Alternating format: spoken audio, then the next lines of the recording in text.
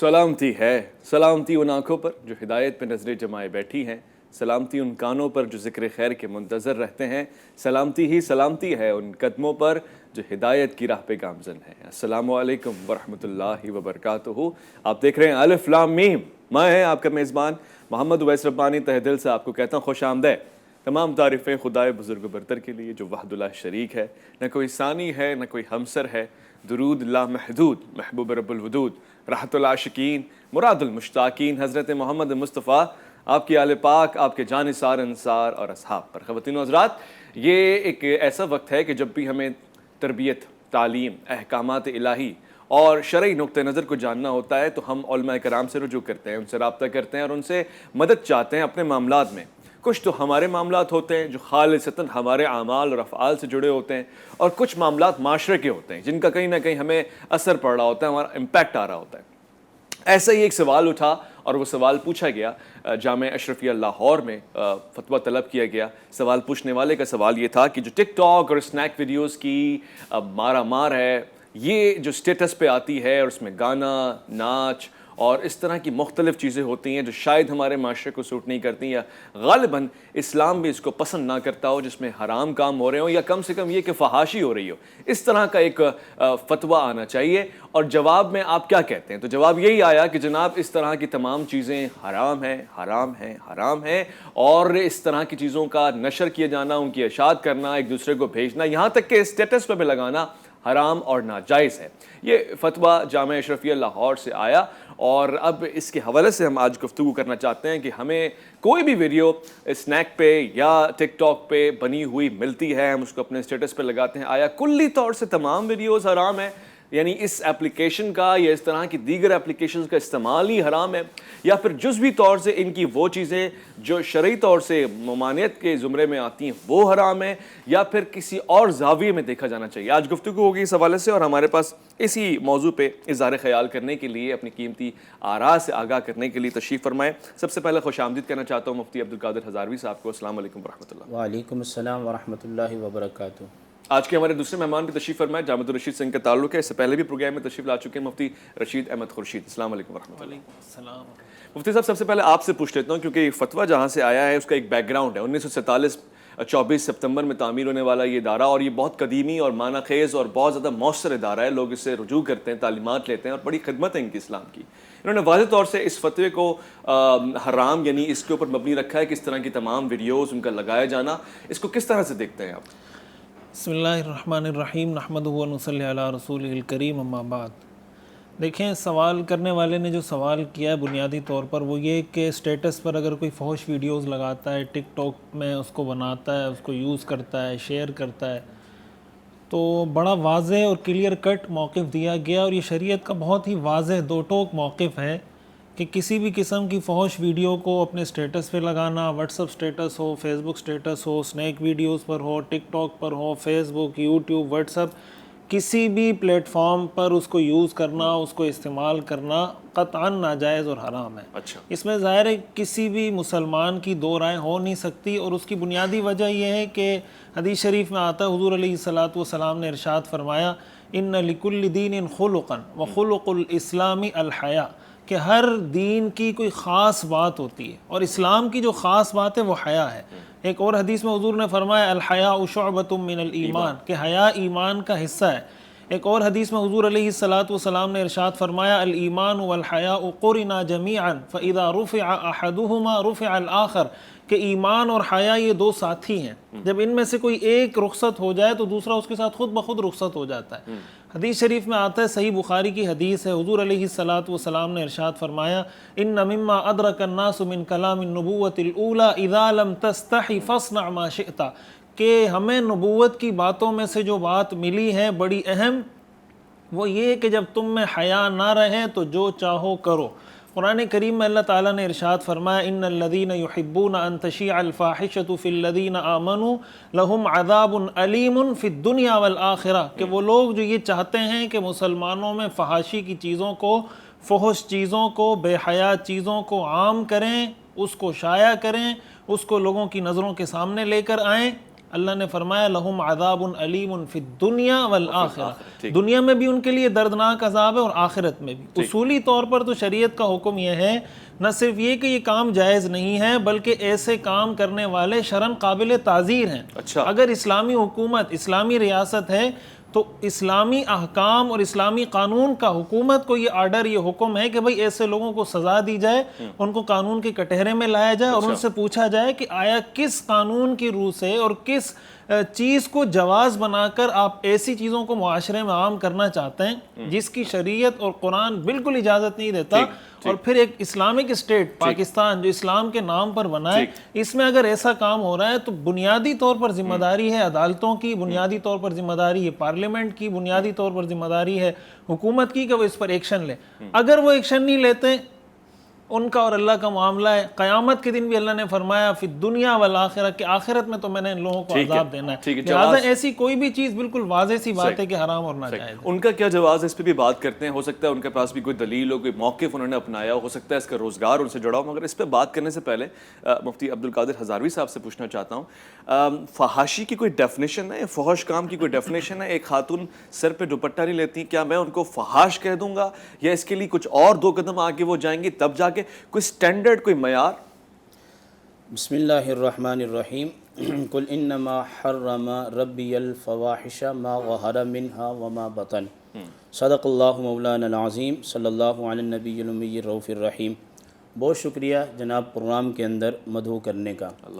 جس موضوع پر اور جس عنوان پر آج ہم بات کر رہے ہیں، جس طرح کے ایک فتوے کا بھی ذکر کیا گیا، تقریباً تمام جامعات سے یہ فتویٰ صادر کیا گیا، یہ جو فحاشی اور بے حیائی ہے، پہلی بات تو یہ سمجھ لی جائے کہ قرآن کریم کے اندر ان اللہ یأمر بالعدل والاحسان وایتاء ذی القربی وینہی عن الفحشاء والمنکر، یہ جو فحشاء لفظ قرآن میں استعمال ہوا ہے یہ بے حیائی کے معنی میں ہوتا ہے، اور بے حیائی سے مراد زنا ہے۔ اور جو منکر کا لفظ ہے یہ ہر برائی کے لیے آتا ہے۔ اور دوسرے مقام پہ یہ فرمایا انما یأمرکم بالسوء والفحشاء، شیطان تمہیں برائی اور بے حیائی کا حکم دیتا ہے۔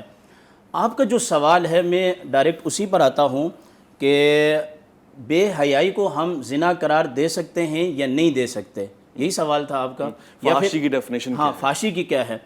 تو فحاشی میں دیکھیں کہ شریعت مطہرہ کے اندر جن چیزوں کو مرد کو اور عورت کو چھپانے کا حکم دیا ہے، ان چیزوں کو لازمی ہے کہ چھپایا جائے۔ اگر اس چیز کو ظاہر کیا گیا تو یہ فحاشی کے زمرے میں آئے گا۔ وہ تو شرمگاہیں ہیں نا؟ جی شرمگاہیں، لیکن جو آزاد عورت ہے اس کی خالی شرمگاہ نہیں ہے، اس کا پورا بدن جو ہے وہ کس میں آتا ہے؟ سطر میں آتا ہے۔ اگر کوئی ایسی جگہ جس کو شرع شریف نے منع کیا ہے اور وہ ظاہر کرتی ہے تو یہ فحاشی کے زمرے میں آئے گا، اور زنا سے پہلے یہ اعضاء کی نمائش کرنا، اس کی طرف لوگوں کے دل متوجہ ہوں گے، یہاں تک کہ حدیث کے اندر یہ بھی کہا گیا، میرے آقا علیہ السلام نے فرمایا کہ آنکھ جب دیکھتی ہے تو یہ آنکھ کا زنا ہوتا ہے، اور جب زبان بولتی ہے تو یہ زبان کا زنا ہوتا ہے۔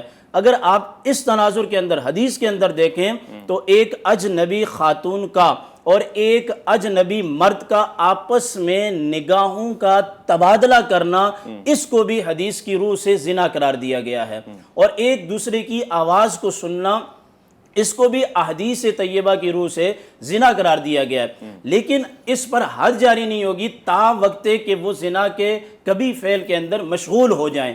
لیکن بات کیا ہے کہ جب نگاہوں کا تبادلہ ہوتا ہے یا پھر زبان کا ایک دوسرے کے ساتھ استعمال ہوتا ہے، یہ زنا کی طرف لانے والی چیزیں ہیں، اور پھر آقا علیہ السلام نے فرمایا کہ شرمگاہ اس کی تصدیق کرتی ہے یا اس کی کیا کرتی ہے؟ تکذیب کرتی ہے۔ تو اس اعتبار سے یہ جو عریانی اور فحاشی ہے کسی طریقے سے بھی اس کی اجازت نہیں دی جا سکتی۔ دوسرے مقام میں قرآن کریم میں آیا وَلَا تَقْرَبُوا الْفَوَاحِشَ، کہ تم بے حیائی کے کاموں کے قریب بھی نہ جاؤ۔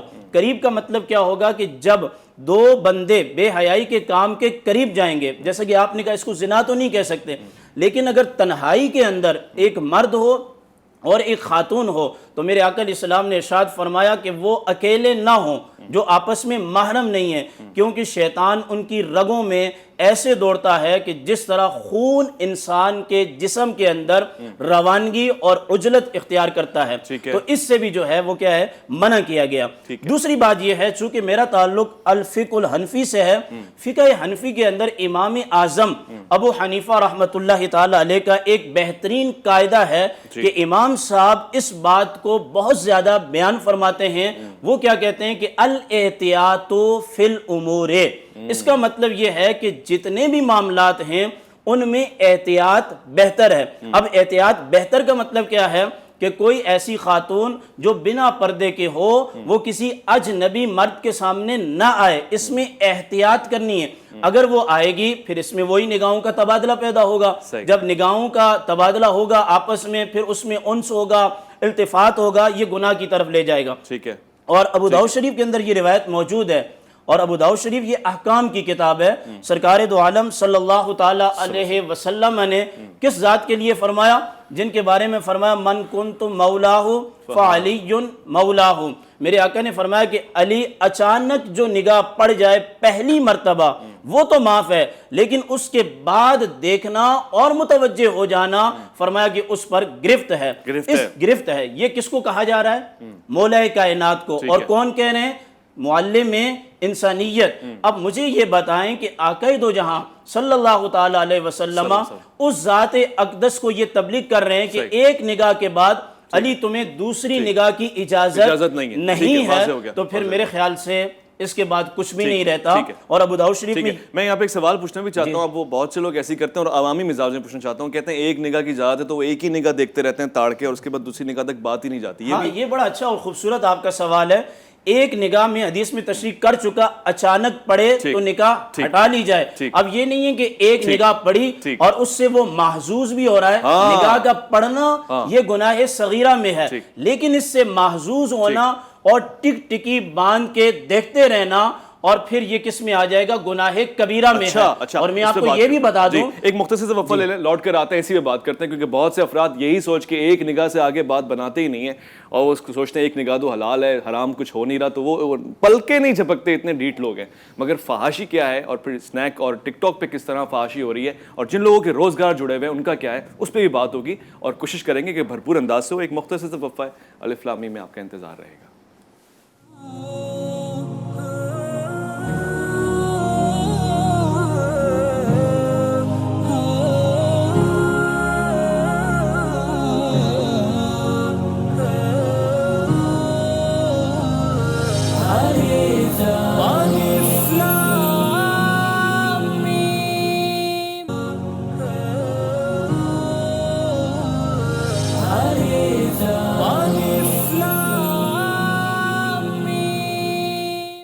خوش آمدید۔ فتوے کی روح سے اب سنیک ویڈیوز ہوں یا ٹک ٹاک ویڈیوز ہوں، ان کو اسٹیٹس پہ لگانا، خاص طور سے وہ ویڈیوز جو فحاشی پہ مبنی ہے، حرام ہے، ناجائز ہے، اور اس میں آپ برابر کے شریک کار بھی ہیں۔ اب بات چونکہ یہاں سے چلی تھی کہ ایک نگاہ، فحاشی کی ڈیفینیشن، عام معیار کیا ہے؟ کیا صرف فحاشی عورتوں سے جڑی ہوئی ہے، مرد فحاشی نہیں کرتا؟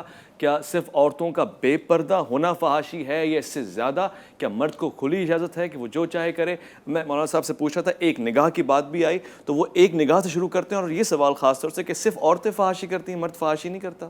جی ماشاءاللہ، یہ آپ کا بڑا زبردست سوال ہے۔ نگاہ کے بارے میں ہم نے یہ کہا تھا کہ ایک نگاہ اجنبی عورت کی طرف اچانک پڑ جانے پر گرفت نہیں ہے، پھر ٹکٹکی باندھ کے دیکھنا اور لگاتار دیکھنا، پے در پہ دیکھنا اور اس سے محظوظ ہونا، اگرچہ یہ گناہ صغیرہ میں سے تھا، لیکن اب بندے نے اپنی خواہش کے مطابق اس کو بھی گناہ کبیرہ بنا لیا۔ یہاں میں ایک اصول بیان کیے دیتا ہوں، وہ یہ ہے کہ فرمایا کہ اصرار علی الصغیرہ جو ہوتا ہے یہ اس چیز کو کیا بنا دیتا ہے؟ کبیرہ بنا دیتا ہے۔ بڑا اہم سوال آپ نے کیا کہ کیا ہم عورتوں کو فاحشہ کہیں گے؟ مرد اس کے ذمہ دار نہیں ہے۔ میں سمجھتا ہوں کہ فی زمانہ مرد بھی عورتوں کے ساتھ برابر کے شریک ہیں۔ قرآن کریم نے کیا کہا ہے کہ مرد بھی اپنی نگاہیں نیچے رکھیں، اور خواتین سے بھی کیا کہا گیا ہے کہ خواتین بھی اپنی نگاہیں نیچے رکھیں. یعنی یہاں تو آپ مجھ سے یہ پوچھ رہے تھے نا کہ فحشا کی کیا تعریف ہے, کہ کیا وہ زنا پر اطلاق ہوگا یا اس کے علاوہ. تو میں نے کہا تھا کہ جتنی چیزیں چھپانے کا حکم ہے ان میں سے کسی ایک کو ظاہر کرنا وہ بے حیائی کے زمرے میں آئے گا. وہ اس طرح بے حیائی کے زمرے میں آئے گا اگرچہ وہ اس کو بے حیائی نہیں سمجھ رہے, لیکن اگلے جو آوارہ لوگ ہیں ان کے اندر وہ بے حیائی کا جو مادہ ہے وہ پیدا ہو رہا ہے. جب مرد اپنی نگاہ کو جھکائے گا نہیں اور خاتون پردہ نہیں کرے گی تو خاتون کا پردہ نہ کرنا یہ بے حیائی ہے, اور مردوں کا اپنی نگاہوں کو نہ جھکانا اور اپنے دامن اور اپنے آنکھوں کی اور اپنے کانوں کی اور اپنی زبان کی حفاظت نہ کرنا جناب والا کیا ہے, یہ بے حیائی ہے. یعنی مرد جو بے حیا ہوتا ہے نا یہ عورت سے زیادہ خطرناک ہوتا ہے. اور یہی بات میں آپ کو بتاؤں کہ آقا کریم علیہ السلام نے فرمایا کہ جو بوڑھا زانی ہوتا ہے یہ سب سے خطرناک ہوتا ہے. اچھا, یعنی کہ میں ایک بات آپ کو یہ بھی بتاؤں کہ عورتیں تو بے حیا چلو جوانی کی حد تک ہوتی ہے, 4-5 بچے ہو گئے, عمر زیادہ ہو گئی, ان میں وہ حس کم ہو جاتی ہے. لیکن مرد کی عمر جیسے جیسے بڑھتی چلی جاتی ہے اس کے اندر حریانی اور فحاشی کا جو مادہ ہے یہ طول پکڑتا جاتا ہے, تا وقتے کہ یہ نبی علیہ السلام کی سنتوں پر عمل نہ کرے اور اپنے اعضاء کی, یعنی کہ شرمگاہ کی تو ہے ہی ہے, اپنے اعضاء کی بھی حفاظت نہ کرے. اور یہی وجہ ہے کہ میرے آقا علیہ السلام نے فرمایا تم میں سے جو زبان کی حفاظت دے اور اپنی شرمگاہ کی حفاظت ضمانت دے تو میں اسے کیا دیتا ہوں, جنت کی ضمانت دیتا ہوں. اور میں آپ کو ایک اور بات بتاؤں بے پردگی کے حوالے سے. ابو داؤد شریف کے اندر روایت موجود ہے, بڑی زبردست حدیث پاک ہے. صحابہ کرام بیٹھے ہوئے تھے, ایک خاتون کے بیٹے یا غالباً شوہر کا لفظ بھی ہے وہ شہید ہو گئے اور وہ بھاگتی چلی آئیں آپ علیہ السلام کی بارگاہ میں ان کے بارے میں پوچھنے کے لیے. جیسے آئیں تو انہوں نے نقاب سے اپنے آپ کو چھپایا ہوا تھا اور خوب پردے کا آپ علیہ السلام انہوں نے اہتمام کیا ہوا تھا, اور وہ سوال کر رہی تھی. صحابہ کرام آپس میں کہنے لگے کہ یہ خاتون ہے, اس کا بیٹا شہید ہو گیا, اس کا شوہر شہید ہو گیا اور یہ ابھی بھی نقاب میں ہے. اس نے جو جواب دیا نا میں سمجھتا ہوں کہ اس کو سمجھنے کی ضرورت ہے. اس خاتون اور صحابیہ نے کہا کیا ہوا کہ میرے گھر کے اندر شہادتیں ہو گئیں, میرا باپ چلا گیا, میرا بیٹا چلا گیا, مگر میری حیا تو نہیں گئی نا, میری حیا تو نہیں گئی, میری حیا تو باقی ہے. یہی مسئلہ ہے کہ سب کچھ ہے مگر حیا نہیں ہے, اور اگر حیا نہیں تو پھر کچھ بھی نہیں ہے. اور پھر بخاری شریف میں لم یکن رسول اللہ صلی اللہ علیہ وسلم فاحشا ولا متفحشا, نہ آپ علیہ السلام بے اختیاری طور پر کوئی بے حیائی کی بات, نہ آپ تصنع کے طور پر, یعنی کہ بے حیائی کا معنی زنا ہے ہی نہیں ہے, اگرچہ علماء نے متعین کیا ہے, وگرنہ نبی کے بارے میں آپ کیا معنی کریں گے؟ نبی تو صغیرہ گناہوں سے بھی کیا ہوتا ہے, معصوم ہوتا ہے. اس کے باوجود صحابہ کہہ رہے ہیں کہ ہمارے آقا سے کوئی ایسی بات کہ جو اخلاقی زمرے میں نہ آتی ہو وہ بات بھی ہم نے آپ علیہ السلام سے نہیں سنی. مفتی صاحب قرآن واضح طور سے کہہ رہا ہے ان الصلاۃ تنہی عن الفحشاء والمنکر, نماز تو روکتی ہے فحاشی سے اور منکرات سے. نہیں سمجھ میں آ رہا, معاشرے میں نماز جاری ہے, باجماعت ہو رہی ہے, میں اور آپ کھڑے ہو کے پڑھ رہے ہیں, صبح و شام پڑھ رہے ہیں, اور بہت سے لوگ تو اللہ ان کو توفیق دے اور رات کو بھی پڑھ رہے ہیں, تہجد کی نمازیں پڑھ رہے ہیں, مگر فحاشی اور بے حیائی جاری و ساری ہے. اب اگر پوچھا جائے تو وہ یہ بھی تو کہتے ہیں جواز میں کہ یہ روزگار ہے ہمارا, 2 پیسے بنتے ہیں, آپ کو کیا اعتراض ہے ہماری پرسنل لائف میں انٹرفیئر کرنے کا؟ کیا جواب ہے؟ جی یہ بڑا اچھا سوال ہے. اس کے 2 پہلو ہیں. ایک تو جیسے آپ نے کہا کہ نماز قرآن میں آتا ہے بے حیائی سے روکتی ہے, بڑی واضح سی بات ہے. اور دوسرا یہ سوال کہ اس سے کمائی کا بھی ذریعہ ہے, تو کسی کی پرسنل زندگی میں آیا اسلام انٹرفیئر کرتا ہے یا نہیں کرتا, مداخلت کرتا ہے یا نہیں کرتا. تو جہاں تک یہ بات ہے کہ نماز پڑھی جا رہی ہے اور اس کے باوجود بے حیائی جاری ہے, اس کے بارے میں حدیث شریف میں آتا ہے کہ حضور علیہ الصلاۃ والسلام کے پاس اسی طرح کا ایک واقعہ آیا اور حضور کو بتایا گیا کہ وہ شخص نماز بھی پڑھتا ہے اور بے حیائی کا ارتکاب بھی کرتا ہے.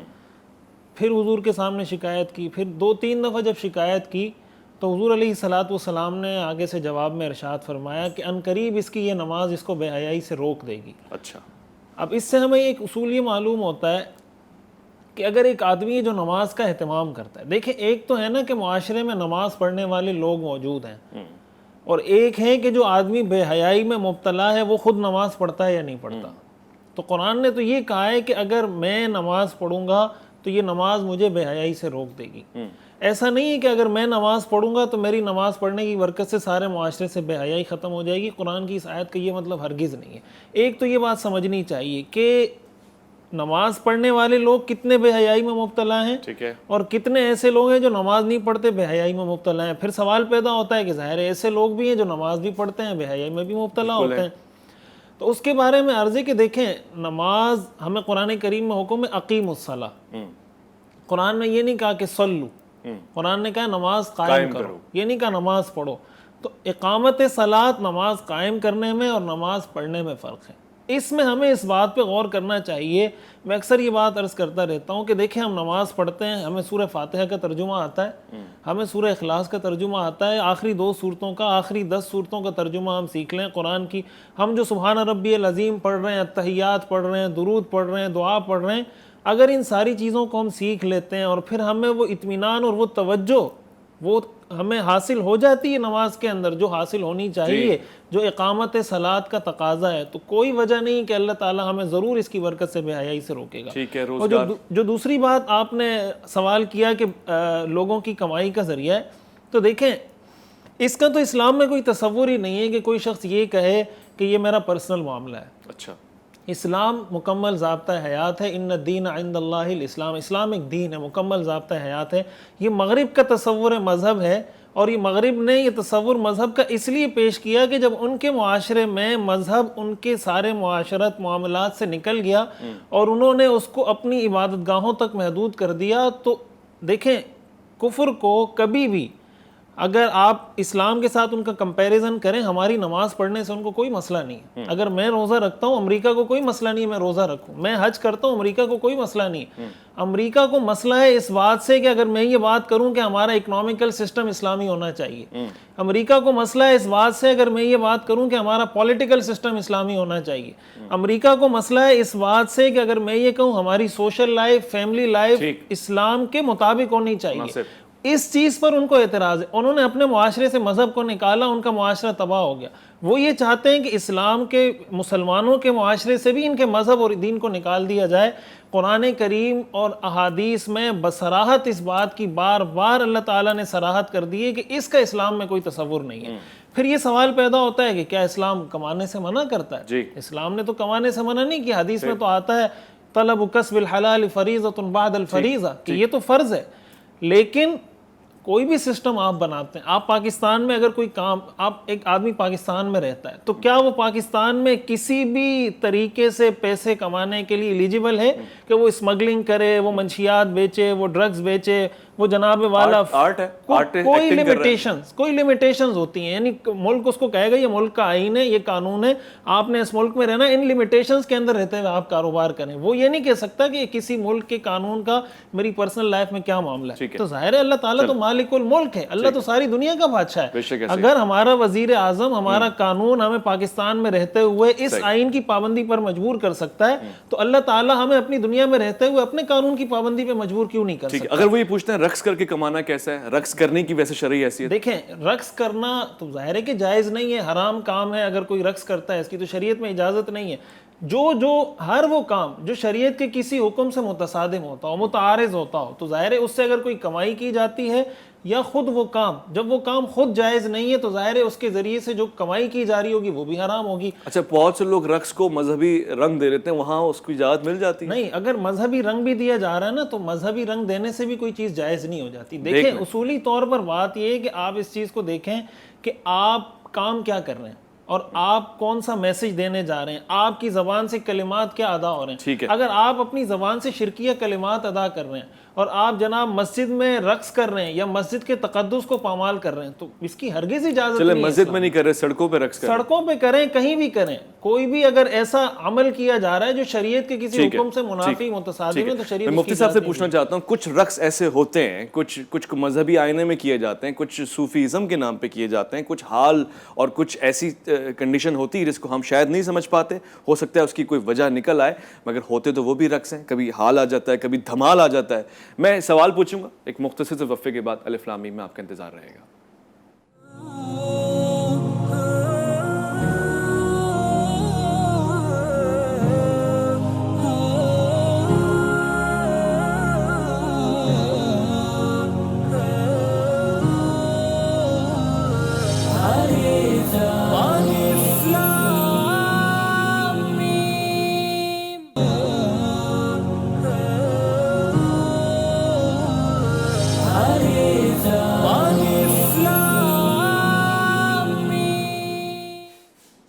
خوش آمدید. اب بات ٹک ٹاک اور اسنیک ویڈیوز اور اس طرح کے تمام میڈیمز اور پلیٹ فارمز کی ہو رہی ہے جہاں پہ آپ رقص کرتے ہیں, آپ کو آمدنی ملتی ہے, لوگ لائک کرتے ہیں, ویوز بڑھتے ہیں, کمنٹس کرتے ہیں اور پھر آپ کو آمدنی ملتی ہے اور شاید اس سے آپ کو عزت بھی ملتی ہے اور یہ عزت آپ کو قابل قبول ہوتی ہے. پچھلے زمانے میں ایسا ہوتا تھا کہ یہ لوگ رقص کی تلاش میں ایک خاص مقام پہ جایا کرتے تھے جو معیوب ہوتا تھا اور جو لوگ اس میں شامل ہوتے تھے ان کو بری نگاہ سے دیکھتے تھے اس جگہ کے علاوہ, کیونکہ وہاں جو آیا وہ تو خود ان جیسا ہی ہوگا. مگر اب وہ چل کے آپ کے اور میرے موبائل پہ آ چکے ہیں, واٹس ایپ پہ آ چکے ہیں اور سب کے اسٹیٹس پہ لگے ہوئے. سوال یہ ہے کہ میری نیت نہیں تھی, میں تو خالی چیک کر رہا تھا کہ کس کا اسٹیٹس کیا ہے, اسٹیٹس سے مراد حالات کیا ہیں. اور جب میں نے آپ کی ویڈیو دیکھی اور آپ کے اسٹیٹس پہ کسی کو ناچتے ہوئے, گاتے ہوئے یا ایسا حرام کام کرتے ہوئے دیکھا تو کیا میں گناہگار ہو گیا؟ یہ ایک سوال ہے. اور ساتھ ساتھ ہم نے کہا اب رقص ہی ہے تو کیا اسلام کلی طور سے رقص کو منع کر دیتا ہے؟ کچھ تو صوفیاء کے لبادے میں رقص ہوتا ہے, کچھ روحانی رقص ہوتا ہے. تو مفتی صاحب, رقص, حال, دھمال کیا حیثیت ہے؟ جی ماشاءاللہ, یہ بڑا عام سوال کیا ہے اور میں سمجھ گیا کہ یہ آپ نے سوال مجھ سے ہی کیوں کیا ہے. پہلی بات تو یہ ہے کہ رقص, وجد اور حالت یہ تینوں الگ الگ چیزیں ہیں. رقص کسی طرح کا بھی ہو, چاہے وہ صوفیاء کے ہاں ہو یا صوفیاء کے علاوہ, اس کی کسی صورت میں بھی اجازت نہیں دی جا سکتی. آپ اس سے اندازہ لگائیں گے کہ شیخ احمد رضا خان فاضل بریلوی رحمۃ اللہ تعالیٰ علیہ نے فتاوی رضویہ شریف کے اندر مزارات پر عورتوں کا جانا حرام لکھا ہے. عورتوں کا جانا حرام لکھا ہے, باقاعدہ ایک رسالہ ہے, سوائے ایک روزہ شریف کے. فرمایا سرکار کے روزے پر جا سکتی ہیں, اس کے علاوہ کہیں اور نہیں جا سکتی. ہمارے ہاں جو مزارات پر صوفیت کا نام لے کر جس طریقے سے مرد و زن کا اختلاط ہوتا ہے اور اس میں جو بے حیائی اور فحاشی ہوتی ہے اور رقص ہوتا ہے, باہوں میں باہیں ہوتی ہیں, اسلام قطعاً اس چیز کی اجازت نہیں دیتا اور نہ اس چیز کی اجازت دی جا سکتی ہے. اور اس کو کسی مسلک سے جوڑنا بھی درست بات نہیں ہے, کیونکہ جہالت جو ہے وہ کوئی مسلک نہیں ہوتا. اب آئیے حالت کی طرف. امام فخر الدین رازی رحمۃ اللہ تعالی علیہ نے تفسیر کبیر کے اندر ایک بزرگ کا واقعہ لکھا کہ وہ اپنے ایک غلام کے ساتھ جنگل میں تھے اور ان کے گرد و نواح شیر اور چیتے آ کے جمع ہو گئے اور وہ اپنے وجد اور حالت کی کیفیت میں تھے, استغراق میں تھے. ان کا تعلق, ان کی توجہ اللہ تعالیٰ کی ذات کے ساتھ جڑی ہوئی تھی. ان کا جو غلام تھا وہ درخت کی چوٹی پر چڑھ گیا اور یہ مناظر دیکھتا رہا. دوسرے دن جب انہوں نے وہاں چلا کیا تو امام فخر الدین رازی لکھتے ہیں کہ وہ بزرگ اسی حالت میں نہیں تھے بلکہ بیٹھے ہوئے ذکر و اذکار کر رہے تھے تو چمٹی نے کاٹ لیا. جیسے کاٹا تو ان کو تکلیف ہوئی. جیسے تکلیف ہوئی تو اس غلام نے کہا کہ حضور کل تو یہاں پر درندے جمع ہوئے, جان لیوا جانور, اور آپ کو تو کچھ نہیں ہوا, میں تو جان بچانے کے لیے درخت پہ چڑھ گیا اور آج آپ کو چمٹی نے کاٹ لیا تو آپ کو تکلیف ہو گئی. اس بزرگ نے کیا جواب دیا؟ امام فخر الدین رازی التفسیر الکبیر شافعی مسلک کے لکھتے ہیں, کہتے ہیں کہ ہم ہر وقت اس حالت میں نہیں رہتے, یہ حالت کبھی کبھی طاری ہوتی ہے. تو جو صوفیوں کی حالت ہے اس کو تو رقص کہنا ہی گناہ ہے. یعنی صوفیوں کی جو وجد اور استغراق کی کیفیت ہوتی ہے اس میں وہ اپنی تمام توجہات کو اللہ کی ذات کے ساتھ جوڑ لیتا ہے اور اسے غیر کا کوئی ڈر ہی نہیں ہوتا. بلکہ قرآن کریم کے اندر آتا ہے کہ اللہ تعالیٰ وَهُوَ يَتَوَلَّى الصَّالِحِينَ, کہ اللہ تعالیٰ صالحین کے تمام معاملات کا کیا بن جاتا ہے؟ محافظ بن جاتا ہے. اب اس زمانے کے اندر رقص کی بہت ساری صورتیں آ گئیں. جب دیکھا جناب یہ عریانی اور فحاشی والا جو رقص ہے اسے علماء حرام قرار دیتے ہیں کیونکہ قرآن اور حدیث کے اندر ظاہری نصوص اس بات پر موجود ہیں. اب کچھ لوگوں نے ایسا کرنا شروع کیا کہ قوالی کے طور پر اس کے علاوہ کچھ رقص کرنا شروع کیا کہ ہم لوگ جو ہیں وہ استغراق کی کیفیت میں. تو ایک گناہ تو یہ ہو گیا کہ انہوں نے حالت جو ہے, حالت اور استغراق اور جو وجد جو صحابہ کرام پر طاری ہوا یا اولیاء پر طاری ہوا, یہ جو خاص قسم کی کیفیت ہے ان لوگوں پر طاری ہوئی, اس کا رقص نام رکھ کے اس کو خلط مل کر کے نا, یہ سب سے بڑا گناہ ہے. اور میں آپ کی توجہ دلاؤں کہ مولا کائنات کو جب تیر پیوست ہوا تھا تو کیا کہا گیا تھا؟ کس حالت میں نکالا جائے؟ نماز کی حالت میں نکالا جائے. فی نفسی ہی, اللہ تعالیٰ کی ذات کے ساتھ ہر طرف سے کٹ کے جڑ جانا یہ برا نہیں ہے، لیکن وہ صرف اللہ کی ذات سے ہو، یہ نہیں کہ خود بھی تقریب کاریاں کرے اور محفل کی جو صورتحال ہے اس کو بھی تباہ کرے۔ وہ تو اللہ اور مخلوق کا ایک رابطہ ہے، وہ اگر بحال ہو جائے تو پھر غیر کی طرف توجہ ہی نہیں جاتی۔ بہت خوب، مفتی صاحب نے واضح انداز سے اپنی رائے کا اظہار کر دیا، مگر وہ کہتے ہیں ولیکن لیطمئن القلب، اس انداز سے صحابہ کرام پہ وجد طاری ہوا، وہ بھی حال میں آیا کرتے تھے، یہ اس کو ہم اس طرح جوڑ سکتے ہیں؟ دیکھیں یہ بڑی اچھی بات کی مفتی صاحب نے، اور میرے خیال میں بہت واضح بات کی۔ وجد اور حالت کے بارے میں ایک بات میں مزید یہ عرض کرنا چاہتا ہوں کہ کسی شخص پر کسی جیسے انہوں نے کہا کہ کبھی کسی حالت میں بزرگوں نے لکھا ہے کبھی کسی پر کوئی خاص منصور کے بارے میں آتا ہے انا الحق کا نعرہ لگاتے تھے، اور پھر علماء نے فتویٰ دیا کہ بھئی ان کو قتل کیا جائے، انا الحق کہنا تو کفری کلمہ ہے، لیکن ظاہر ہے وہ وجد کی ایک حالت تھی ان پر۔ تو وجد کی جو حالت ہوتی ہے نا، یہ اس شخص کی ذات کی حد تک نہ تو قابل ملامت ہوتی ہے نہ قابل تقلید ہوتی ہے۔ تو پھر اسنیک ٹویٹر کو، اس ٹک ٹاک کو کیوں کہہ رہے ہیں؟ وہ بھی تو وہ کوئی ایسی کیفیت میں ہی ہوں، کیا پتہ نہیں، جواز کیا بنے گا؟ وجد کی حالت کا مطلب یہ ہوتا ہے، مثال کے طور پر ایک آدمی کا اللہ سے تعلق ہے، قرآن کی تلاوت کر رہا ہے اور جناب وہ نماز پڑھ رہا ہے، اور یعنی اس کی زندگی ساری دین پر عمل کرتے ہوئے، سنت پر عمل کرتے ہوئے گزر رہی ہے، اور اچانک اس پہ ایسی کوئی حالت طاری ہو جاتی ہے، یہ مطلب ہے۔ اگر کوئی ٹک ٹاکر ایسا ہے جو دن رات قرآن کی تلاوت کرتا ہو اور ٹک ٹاک پہ ساری قرآن کی ویڈیوز ڈالتا ہو، نماز کا طریقہ سکھاتا ہو، دین سکھاتا ہو، اور اس میں اس پر کوئی ایسا وجد طاری ہو جاتا ہے کہ اس کی زندگی ہمارے سامنے ایک آئیڈیل ہو کہ یار اس نے جو ساری زندگی گزاری ہے بڑی آئیڈیل لائف گزاری ہے، یہ اس کا عمل اس سے ہوا ہے، تو اس کے بارے میں تو کہا جا سکتا ہے کہ یار یہ ہو سکتا ہے، یعنی وہ بھی ضروری نہیں ہے۔ یعنی میں آپ کی بات کا مطلب یہ سمجھ رہا ہوں کہ ہم برقعے میں، افغانی برقعے میں اس کو پہن کے رقص کر لیں تو جائز نہیں۔ بات سنیں، دیکھیں منصور نے جب کہا تھا نا، منصور نے جب کہا تھا انا الحق، تو علماء نے یہ نہیں کہا تھا یہ وجد، علماء نے کہا یہ واجب القتل ہے۔ ایسی بات نہیں کہ اگر کوئی وجد کی حالت میں غیر شرعی کام کر رہا ہے تو اس کو یہ کہہ دیا جائے گا کہ آپ کو اللہ، ہم یہ کہہ سکتے ہیں کہ بھئی یہ جائز نہیں، اسی لیے تو ہم نے یہ کہا کہ بھئی کوئی اس کی تقلید نہیں کر سکتا۔ اگر اس کی شرعاً کوئی اجازت ہوتی یا وہ قابل تقلید ہوتا تو پھر یہی کہا جاتا بھئی وہ اگر کہہ رہا ہے تو تم بھی کہو، وہ یہ کام کر رہا ہے، وہ اگر مثال کے طور پر ایسی حالت میں آ گیا یا اس کی یہ کیفیت ہو گئی ہے۔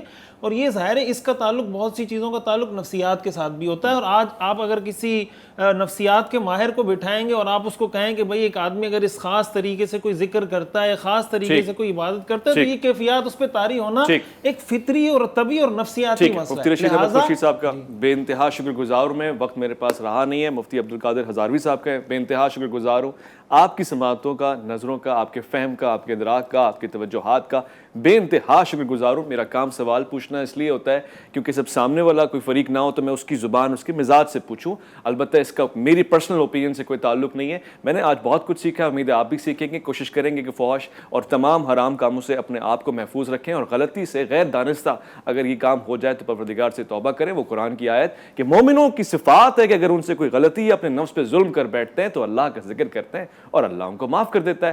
تو کوشش ہونی چاہیے اس پروگرام کے بعد اگر کوئی نتیجہ نکلے گا تو وہ آپ کے عمل میں نکلے گا۔ اپنا بہت خیال رکھیں، اپنے سے بڑھ کے خیال رکھیں۔ ملک پاکستان کا، اللہ کے فرمان کا، اللہ کی امان میں۔